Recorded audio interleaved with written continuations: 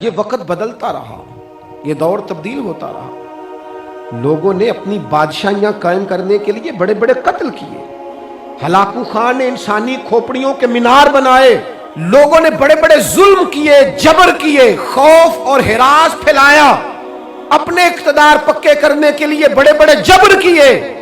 پھر کیا ہوا؟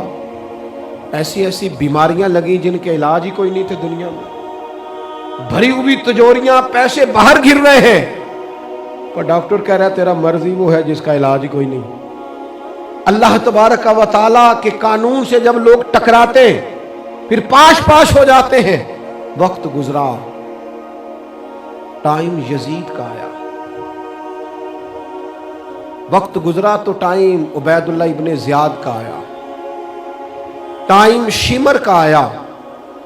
1450 سال گزرنے کے بعد اس ہزاروں کے مجمع میں سے ایک ایک بچے کو حدیث یاد ہے کہ حسن اور حسین جنتی جوانوں کے سردار ہیں۔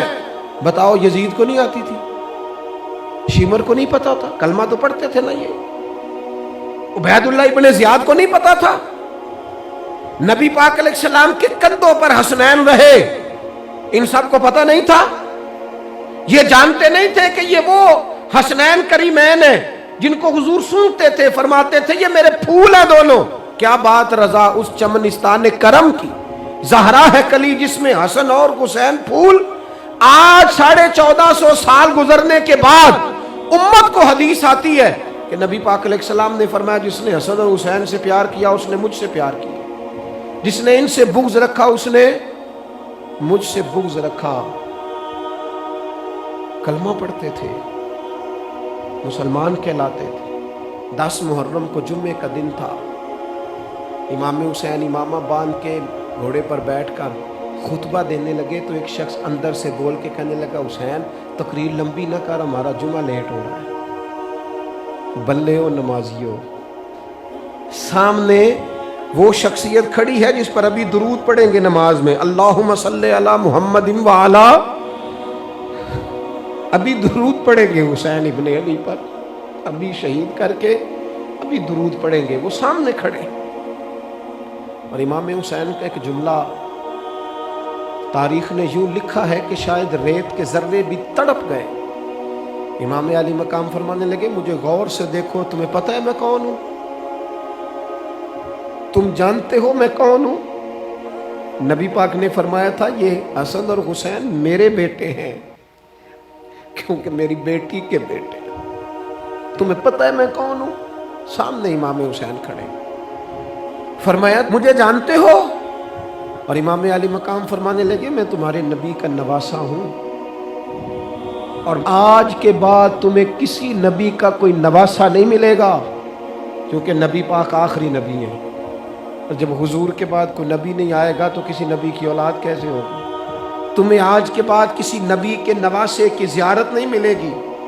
میں کیسے آپ سے یہ بات آپ کو عرض کروں کہ سامنے حسین ابن علی بھی ہوں تو لوگ نفس کی خواہشیں پوری کرتے ہیں، لوگ اپنی کرسیاں پکی کرتے ہیں، لوگ گورنریاں پکی کرتے رہے، لوگ گڈ بک میں جانے کے لیے ایک دوسرے کو شاباشیاں دیتے رہے، جشن ہوتا رہا۔ سب سے پہلے ایک شخص نے امام حسین کا قافلہ روکا تھا، اس کا نام حور بن یزید تھا، سب سے پہلے اس نے روکا تھا، وہ ایک لشکر کا سپہ سالار تھا۔ جب امام حسین رضی اللہ تعالیٰ عنہ نے خطبہ پڑھا نا تو حور یزیدی فوج میں تھا، واپس گیا اور عبید اللہ ابن زیاد سے جا کے کہنے لگا، یا جو بھی وہاں لوگ موجود تھے یزیدی فوج کے، ان سے کہنے لگا تم نے تو کہا تھا کہ صرف راستہ روکنا ہے، تم نے تو کہا تھا کہ صرف ان سے کچھ منوانا ہے، تم نے تو جب مجھے بھیجا تھا تو کہا تھا کہ بعد تھوڑے معاملات ہیں، اوہ سچ بتاؤ نبی کے نواسے کو شہید کرو گے؟ تم نے تلواریں نکال لی ہیں، نیزے نکال لیے ہیں، تیر نکل آئے ہیں، تیاری مکمل ہے، مجھے سچ بچاؤ، کیا حسین ابن علی کی گردن پر خنجر چلانے لگے ہو؟ سیدہ فاطمہ کا جگر پارا شہید ہوگا، کیا یہ خبر سچ ہے؟ یوں ہوگا؟ تو کہنے لگے ہاں یہی حکم ہے ہمیں، یہی تیاری ہے، یہی پروگرام ہے، یہی پلان ہے، یہی ہوگا. کہنے لگا میں اور آپ تو مدینے والے رسول کا کلمہ پڑھتے ہیں، تو کیا محبوب کے نواسے کو ذبح کرو گے؟ جناب علی اکبر کو، جن کا چہرہ رسول پاک سے ملتا ہے، حضرت قاسم بن حسن کو، جناب علی کے بیٹوں عباس بن علی کو، حضرت علی کے بیٹے ابو بکر بن علی کو، حضرت علی کے بیٹے عمر بن علی کو، حضرت علی کے بیٹے یہ بھی 3 کربلا میں موجود، حضرت عثمان ابن علی کو، ان کو شہید کرو گے؟ نے کہا ہاں تیاری ہو گئی ہے. تو سب کے ضمیر مردہ نہیں ہوتے. ہاں بڑی بڑی سخت جگہوں پہ پھول اگتے ہیں. حر نے جب ان سے کہا کہ تمہارا پکا ارادہ ہے، کہا پکا ارادہ ہے. تو اس نے کہا یہ زیرہ پکڑو، یہ عہدہ پکڑو، مجھے تمہارا دیا ہوا عہدہ نہیں چاہیے، حسین کے نانا کی دی ہوئی جنت درکار ہے، یہ رکھو اپنے پاس، مجھے تمہارا. ایڑی لگائی اس نے اور دوڑا اور امام حسین کے قدموں میں گیا. کہنے لگا حضور میں مجرم ہوں، میں خطا کار ہوں، میں نے سب سے پہلے آپ کو روکا تھا، پر مجھے قسم ہے اللہ کی میں جانتا نہیں تھا ان کا ارادہ کیا ہے. حضور بھول گیا، غلطی کر بیٹھا، یہ اندھے ہوں گے، ان کی آنکھوں میں پٹی بندی ہوگی، مجھے تو پتہ ہے نا کہ دنیا کو پھر محمد کا نواسہ نہ ملے گا، مجھے خبر ہے. اگر معافی مانگوں تو معاف کر دو گے؟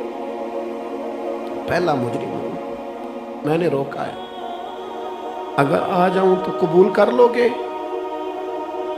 یہ ظرف، یہ حوصلے، یہ توانائیاں اگر ہیں تو سیدہ فاطمہ کے دودھ میں ہیں، یہ شیر خدا کی تربیت میں ہیں، یہ محبوب نے جو ان کی زبانوں کو چوسا تو اس کرم میں ہے.